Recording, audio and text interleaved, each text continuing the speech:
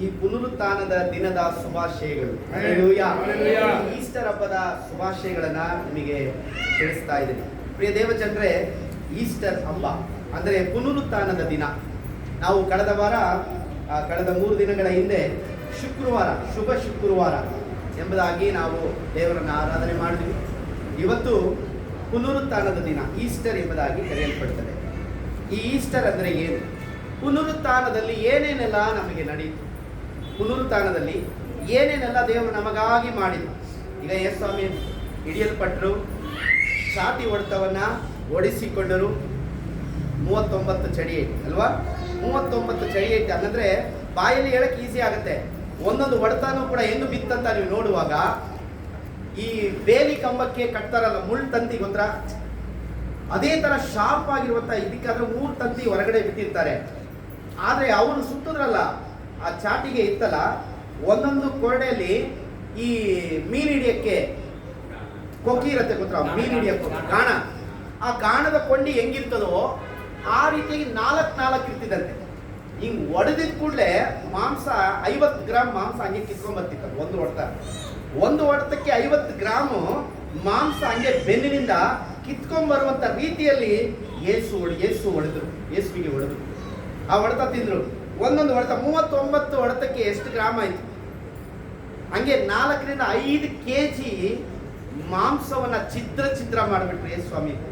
ಕೇವಲ ಬೆನ್ನ ಮೇಲೆ ಮಾತ್ರ ಹೊಡೆದಿಲ್ಲ ರೀ, ಅವ್ರು ಎಲ್ಲಿ ಬೇಕೋ ಅಲ್ಲಿ ಹೊಡೆದ್ಬಿಟ್ರು. ಯೆಶಾಯ ಪುಸ್ತಕದಲ್ಲಿ ನಾವು ನೋಡುವಾಗ ಯೇಸು ಕ್ರಿಸ್ತನ ಮಾಂಸ ಹೆಂಗಿತ್ತಂತ ನೋಡುವಾಗ, ದೇಹ ಮಾಂಸ ಮುದ್ದೆ ಕೈಮ ಮಾಡಿ ಮನುಷ್ಯನ ತರ ಜೋಡಿಸಿದ್ರೆ ಹೆಂಗಿರತ್ತೆ, ಆ ರೀತಿಯಾಗಿರುವಂತ ಮಾಂಸದ ಮುದ್ದೆಯಾದ್ರು ಯೇಸು ಕ್ರಿಸ್ತ.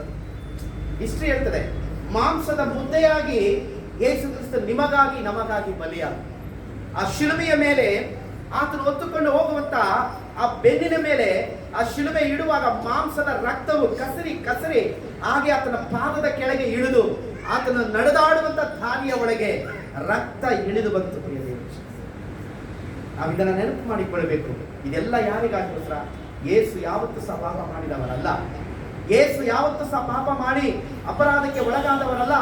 ಪೇತ್ರನು ಬರೀತಾನೆ, ಪಾಪವೇ ಅರಿಯದಂತ ವ್ಯಕ್ತಿ, ಪಾಪವೆಂದರೆ ಏನೆಂಬುದಾಗಿ ಗೊತ್ತಿಲ್ಲದೇ ಇರುವಂತ ಒಬ್ಬ ವ್ಯಕ್ತಿಯನ್ನ, ಪಾಪವರಿಯದೇ ಇರುವಂತ ವ್ಯಕ್ತಿಯನ್ನ ಪಾಪವಾಗಿ ನಮಗಾಗಿ ಪಾಪಿಯಾದನು.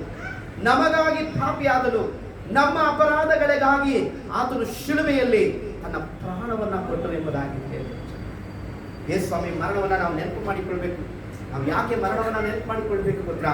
ನಾವು ಮಾಡುವಂತ ಒಂದೊಂದು ಪಾಪಗಳು, ಅಪರಾಧಗಳು, ಸುಳ್ಳು, ವಂಚನೆ, ಮೋಸಗಳು ನಾವು ಮಾಡುವಾಗ ಆತನ ಮಾಂಸ, ದೇಹದಲ್ಲಿರುವಂತಹ ಒಂದೊಂದು ಮಾಂಸವನ್ನ ನಾವೇ ಕಿತ್ತು ತೆಗೆಯಬೇಕು.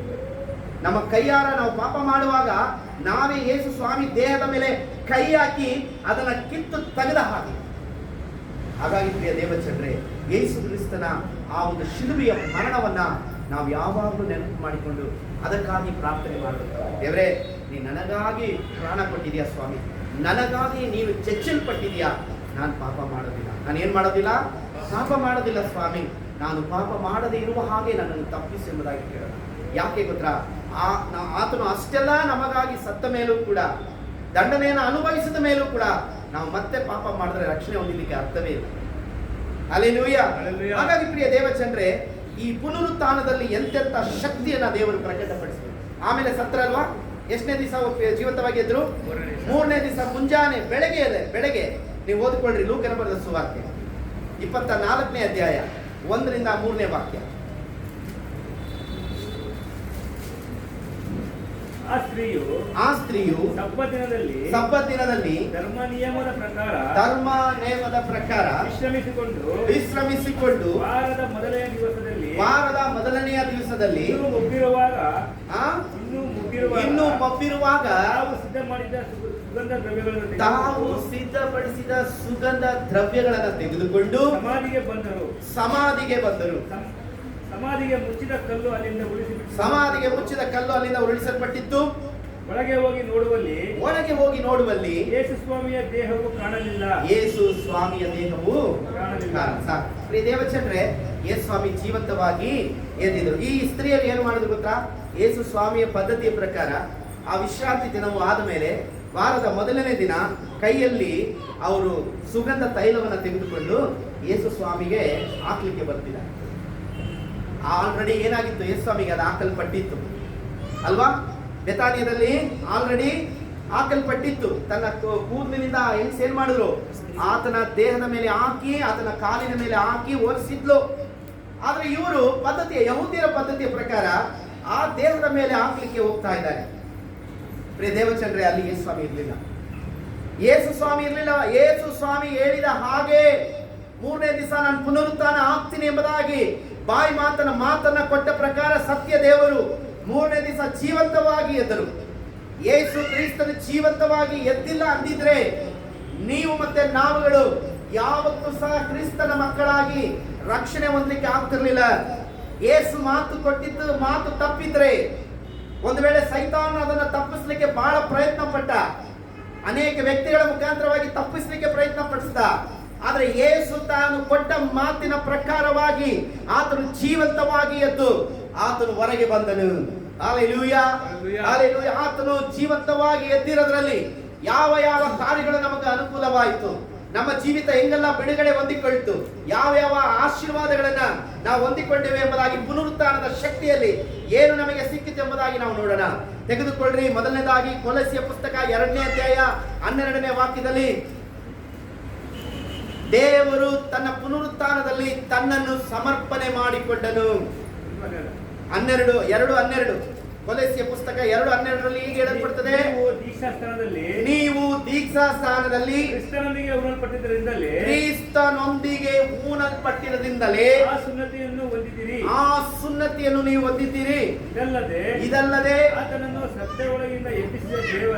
ಆತನ ಸತ್ತವರ ಒಳಗಿಂದ ಎಬ್ಬಿಸಿದ ದೇವರ ಸಾಮರ್ಥ್ಯದಲ್ಲಿ ನಂಬಿಕೆ ಇಡುವುದರ ಮೂಲಕ ಅದರಲ್ಲಿ ಆತನು ಕೂಡ ಎದ್ದು ಬಂದಿರಿ. ಆತನು ಕೂಡ ನಾವು ಸಹ ಎದ್ದು ಬಂದ. ನೋಡಿ, ಅಲ್ಲಿ ಹೇಳ್ತದೆ, ಆತನು ಸತ್ತವರ ಒಳಗಿಂದ ಎಬ್ಬಿಸಿದ ದೇವರ ಸಾಮರ್ಥ್ಯದಲ್ಲಿ ನಂಬಿಕೆ ಇಡುವರ ಮೂಲಕ ಅದರಲ್ಲಿ ಆತನು ಕೂಡ ಎದ್ದು ಬಂದಿರಿ. ಯಾರು ಕೂಡ? ಯೇಸು ಕ್ರಿಸ್ತನ ಕೂಡ ನಾವು ಎದ್ದು ಬಂದಿದ್ದೀವಿ. ಪ್ರಿಯ ದೇವಜನರೇ, ಯೇಸ್ವಾಮಿ ಸತ್ತು ಬಿಟ್ರು ಅಲ್ವಾ? ಯೇಸ್ವಾಮಿ ಸತ್ತು ಬಿಟ್ರು. ಸತ್ತ ಮೇಲೆ ಯಾರ ಸಾಮರ್ಥ್ಯದಲ್ಲಿ ಎದ್ರು ಗೊತ್ತಾ? ತಂದೆಯಾದ ದೇವರು ತನ್ನ ಮಗನು ಕೊಟ್ಟ ಮಾತ ಪ್ರಕಾರ ಆತನನ್ನ ಜೀವಂತವಾಗಿ ಎಬ್ಬಿಸಿದ್ರು.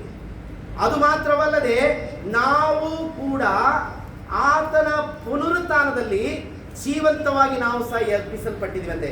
ನಾವು ಸಹ ಊನಲ್ಪಟ್ಟಿದ್ದೇವೆ, ಮತ್ತೆ ನಾವು ಸಹ ಎಬ್ಬಿಸಲ್ಪಟ್ಟಿದ್ದೇವೆ. ಹಾಗಾದ್ರೆ ನಾವು ಚಡಿ ಎಟ್ಟಿ ತಿಂದಿದ್ದೀವ? ಇಲ್ಲ. ನಾವು ಶಿಲುಬೆ ಒತ್ತಿದ್ದೀವ? ಇಲ್ಲ. ನಾವು ಮೊಳೆ ಹೊಡೆಸಿಕೊಂಡುವ ಮನುಷ್ಯರು ನಾವು? ಇಲ್ಲ. ಹಾಗಾದ್ರೆ ಆತನ ಕೂಡ ನಾವು ಎದ್ದಿದ್ದೀವಂತೆ, ಆತನ ಕೂಡ ಊನಲ್ಪಟ್ಟಿವಂತೆ, ಆತನ ಕೂಡ ಎದ್ದಿದ್ದೀವಿ. ಇದೇ ಸಾಮರ್ಥ್ಯ. ಹಲ್ಲೆಲೂಯಾ. ಪ್ರಿಯ ದೇವಚಂದ್ರೇ, ಪರಲೋಕದ ದೇವರು ತನ್ನ ಮಗನನ್ನ ಭೂಮಿಗೆ ಕಳಿಸಿಕೊಡುವಾಗ ಆತನ ಪುನರುತ್ಥಾನದಲ್ಲಿ, ಆತನ ಮರಣದಲ್ಲಿ ಸಾದೃಶ್ಯವಾದ ಮರಣವನ್ನ ನಾವು ಹೊಂದಿಕೊಳ್ಳುವ ಹಾಗೆ ಆತನು ಸತ್ತ ಮೇಲೆ, ಆತನು ಗಾಯಪಟ್ಟ ಮೇಲೆ ನಾವು ಗಾಯಪಡದೆ, ಆತನು ಶಿಲುಬೆ ಹೊತ್ತ ಹಾಗೆ ನಾವು ಶಿಲುಬೆ ಓರದೆ, ಆತನು ಚಡಿಯೇಟನ್ನು ತಿಂದ ಹಾಗೆ ನಾವು ಚಡಿಯೇಟನ್ನು ತಿನ್ನದ ಹಾಗೆ ಆತನ ಸಾಮರ್ಥ್ಯದಲ್ಲಿ ನಮ್ಮನ್ನು ಬಿಡುಗಡೆ ಮಾಡಿದ. ಇದೇ ಸಾಮರ್ಥ್ಯ. ಏನಂದ್ರಿ? ಇದೇ ಸಾಮರ್ಥ್ಯ. ಒಬ್ಬ ವ್ಯಕ್ತಿ ಯುದ್ಧಕ್ಕೆ ಹೋಗ್ತಾ ಇದ್ದಾನಂತ ಇಟ್ಕೊಳ್ಳಿ. ಯುದ್ಧಕ್ಕೆ ಹೋಗುವಾಗ ರಾಜ ಇದ್ದಾನೆ, ಪ್ರಜೆಗಳಿದ್ದಾರೆ ಅಂತ ಇಟ್ಕೊಳ್ರಿ. ಆದ್ರೆ ಯುದ್ಧಕ್ಕೆ ಹೋಗುವಾಗ ಪ್ರಜೆಗಳು ಹೋಗ್ತಾ ಇದ್ದಾರೆ, ರಾಜನು ಹೋಗ್ತಾ ಇದ್ದಾರೆ. ಆದ್ರೆ ಅಲ್ಲಿರುವಂತ ಸೇನಾಧಿಪತಿ ಒಂದು ಪ್ಲಾನ್ ಮಾಡ್ತಾನೆ. ಏನಂತ ಪ್ಲಾನ್ ಮಾಡ್ತಾನೆ? ನಮ್ಮ ದೇಶದ ಪ್ರಜೆಗಳಿಗೆ ಏನು ತೊಂದರೆ ಆಗಬಾರದು, ನಮ್ಮ ರಾಜನಿಗೆ ಏನು ತೊಂದರೆ ಆಗಬಾರದು. ಸೇನಾಧಿಪತಿ ಆಗಿರುವಂತ ನಾನು ಯುದ್ಧ ಮಾಡಬೇಕು. ಗಾಯಪಟ್ಟನು, ಈಟಿಯ ಹೊಡೆತ ಬಿತ್ತು, ಆಮೇಲೆ ಕತ್ತಿಯ ಹೊಡೆತ ಬಿತ್ತು, ಕಾಲು ಮುರಿದು ಹೋಯ್ತು. ಆದ್ರೂ ಕೂಡ ಯುದ್ಧದಲ್ಲಿ ಜಯ ಸಿಕ್ತು. ಆದ್ರೆ ಆತನು ಜಯಿಸಿದ ಜಯ ಯಾರಿಗೆಲ್ಲ ಆಯ್ತು? ಆ ದೇಶದ ಪ್ರಜೆಗಳಿಗೂ ಆಯ್ತು, ಆ ರಾಜನಿಗೂ ಆಯ್ತು. ಹಲ್ಲೆಲೂಯಾ. ಇದೇ ಸಾಮರ್ಥ್ಯ. ಹಲ್ಲೆಲೂಯಾ. ಇದೇ ಸಾಮರ್ಥ್ಯ. ಸೈತಾನನು ನಮ್ಮನ್ನ ನರಕಕ್ಕೆ ಕರ್ಕೊಂಡು ಹೋಗಬೇಕಂತೇಳಿ ನಮ್ಮ ಮೇಲೆ ಪಣ ತೊಟ್ಟು ನಿಂತಿರುವಾಗ ಯೇಸು ಒಂದು ಚಾಲೆಂಜ್ ಮಾಡ್ತಾರೆ ಸೈತಾನನ ಬಳಿ. ಇಗೋ, ನಾನು ಶಿಲುಬೆಯ ಮರಣದ ಮೂಲಕವಾಗಿ, ನನ್ನ ಸಾಮರ್ಥ್ಯದ ಮೂಲಕವಾಗಿ, ತಂದೆಯಾದ ದೇವರ ಚಿತ್ತದ ಪ್ರಕಾರ ಇವರನ್ನ ಊನಲ್ಪಡದೆ, ಇವರನ್ನ ಪುನರುತ್ಥಾನದಲ್ಲಿ ನಾನು ಜೀವಂತವಾಗಿ ಎಬ್ಬಿಸಿಕೊಂಡು ಬರುತ್ತೇನೆ. ಹಲ್ಲೆಲೂಯಾ. ಅದಕ್ಕೆ ಆತನ ಹಾಗೆ ನಾವು ಊನಲ್ಪಟ್ಟಾಗ ಹಾಗೆ ಆಯ್ತು, ನಾವು ಕೂಡ ಪುನರುತ್ಥಾನ ಆದ ಹಾಗೆ ಆಯ್ತು. ನಾವು ಸಾಯದೆ ನಾವು ಪುನರುತ್ಥಾನ ಆಗದೆ ನೀತಿವಂತರಾಗ್ತೀವಿ. ಹಲ್ಲೆಲೂಯಾ. ಇದೇ ಸಾಮರ್ಥ್ಯ. ಹಲ್ಲೆಲೂಯಾ. ಪುನರುತ್ಥಾನದಲ್ಲಿ ಏನೇನ್ರಿ? ನಾವು ಸಾಯದೆ, ಅಂದ್ರೆ ನಾವು ದೀಕ್ಷಾ ಸ್ಥಾನ ತಗೊಂಡಿವಿ, ನಾವು ಸತ್ವಾ? ಪದ್ಧತಿ ಪ್ರಕಾರ ನೀರಲ್ಲಿ ಮುಳುಗಿದೀವಿ, ಸತ್ವಿ ಲೋಕಕ್ಕೆ. ಪದ್ಧತಿ ಪ್ರಕಾರ ನೀರಿನ ಮೇಲೆ ಬಂದ್ವಿ, ಪುನರುತ್ಥಾನ ಆದ್ವಿ. ಅದರಲ್ಲಿ ನಾವೇನು ಗಾಯಪಟ್ಟುವ, ರಕ್ತ ಸುರಿಸಿದ್ವ, ಶಿಲುಬೆಗೆ ಹೋದ್ವ, ಆದ್ರೂ ಸತ್ತು ಪುನರುತ್ಥಾನ ಆದ್ವಿ. ಇದೇ ಸಾಮರ್ಥ್ಯ. ನಾವು ಸಾಯದೆ, ನಾವು ಪುನರುತ್ಥಾನ, ನಾವು ಗಾಯ ಪಡದೆ ಕ್ರಿಸ್ತನೊಟ್ಟಿಗೆ ಪುನರುತ್ಥಾನ ಆದ್ವಿ ಅಂತಲೇ ಬೈಬಲ್ ಅಲ್ಲಿ ಬಂದಿದೆಯಲ್ಲ, ಅದೇ ಸಾಮರ್ಥ್ಯ, ದೇವರ ಸಾಮರ್ಥ್ಯ. ಅರ್ಥ ಆಯ್ತಾ? ಪುನರುತ್ಥಾನದಲ್ಲಿ ಎಂತ ಶಕ್ತಿ ಹೇಳ್ರಿ?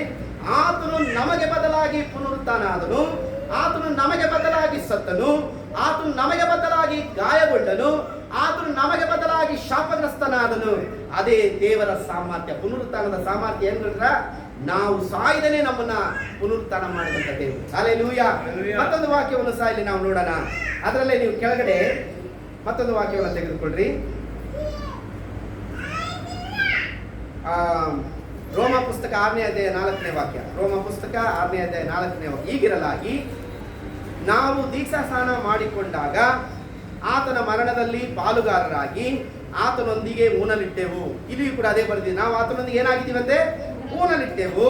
ಆದುದರಿಂದ ಕ್ರಿಸ್ತನು ಸತ್ತು ತಂದೆಯ ಮಹಿಮೆಯಿಂದ ಜೀವಿತನಾಗಿ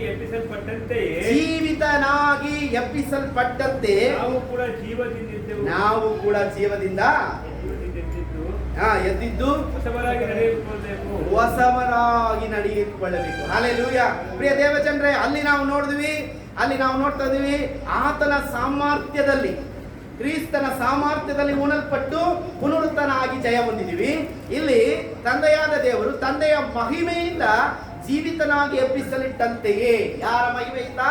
ತಂದೆಯ ಮಹಿಮೆಯಿಂದ ಜೀವಿತರಾಗಿ ಎಬ್ಬಿಸಲ್ಪಟ್ಟ ಹಾಗೆಯೇ ನಾವುಗಳು ಕೂಡ ಊನಲ್ಪಟ್ಟೇವೆ, ಆದ್ರೆ ಎದ್ದಿವಿ. ನಾವು ಊನಲ್ಪಡ್ಲಿಲ್ಲ, ನಾವು ಸಾಯಲಿಲ್ಲ, ಆದ್ರೆ ಕ್ರಿಸ್ತನೊಂದಿಗೆ ಊನಲ್ಪಟ್ಟಿವಿ, ಕ್ರಿಸ್ತನೊಂದಿಗೆ ಜೀವಂತವಾಗಿ ಎಬ್ಬಿಸಿ. ನೋಡ್ರಿ ಎಷ್ಟು ಚೆನ್ನಾಗಿದೆ, ನೋಡ್ರಿ ಎಷ್ಟು ಚೆನ್ನಾಗಿದೆ ನೋಡ್ರಿ.